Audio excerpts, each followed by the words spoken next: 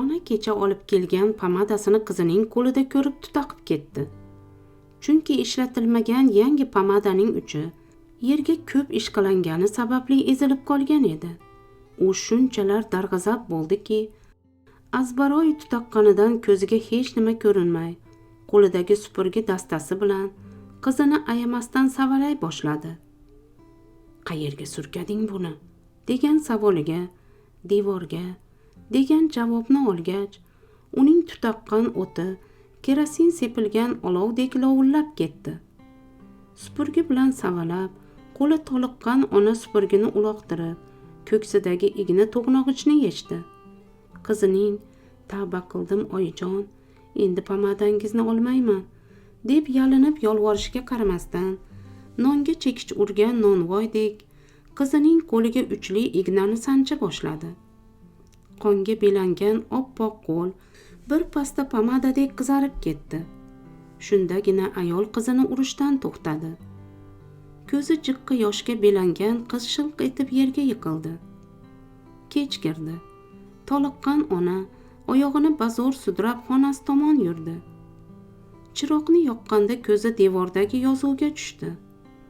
Ne ko'z bilan ko'rsinki, devorda qizil rangda "Oyijon, men sizni juda yaxshi ko'raman, sevaman" degan yozuv bor edi.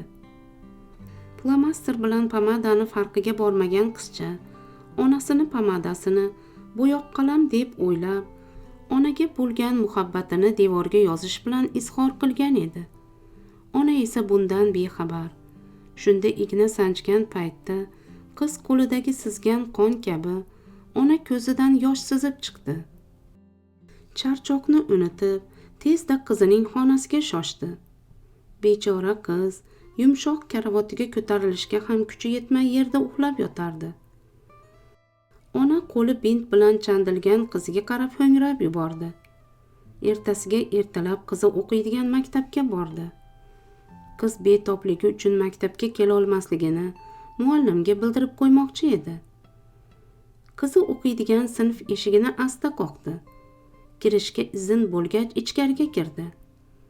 Sinf o'quvchilarga to'lgan, faqat birinchi partada o'tiradigan qizining o'rni bo'sh xolos. Ona doskaga qaradi.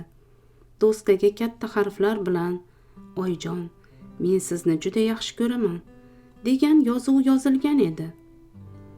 "Keling marhamat, Ra'noxon qani?" dedi muallim. Biroz tobi qochgan edi, shunga kela olmadi. "Shamolladimi?" Nima deb javob berishga o'ylanib qolgan ona, "Ha, shamollab qoldi" dedi duduqlanib. "Terlab turgan bola sovuq suv ichgandir-da."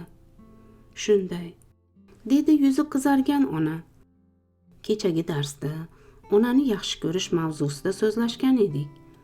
O'quvchilarga uy vazifasi topshirib, har bir bola uyga borib, onasiga "Men sizni yaxshi ko'raman" deb og'zaki va yozma ravishda bayon qilsin degan edik. Qizingiz Ra'no vazifasini bajardimi?" Ona javob berish o'rniga yuzini yerga qaratdi. Birozdan so'ng o'zini o'nglab, "Ha, bajardi" dedi. "Men unga ishonaman. Qizingiz ajoyib qiz. Vazifalarni men o'ylagandan ko'ra a'lo darajada bajaradi. Kattalar kallasiga kelmagan ajoyib fikrlarni o'rtaga tashlaydi." "Qizimning partasiga o'tirsam maylimi?" U qizi o'rniga o'tirib darsni tinglay boshladi. Tasodifan qo'li parta ostidagi qog'ozlarga tegib ketdi. Qog'ozlardan birini olib o'qidi. Unda "Aziz muallim, men onajonimni siz aytmasingizdan oldin ham juda yaxshi ko'raman" deyilgan edi. Qizining xatini tanigan ona boshini yanada quyi egdi. Unsiz yig'lay boshladi. Qilmishiga pushaymon bo'ldi. Hikoya tugadi. E'tiboringiz uchun rahmat.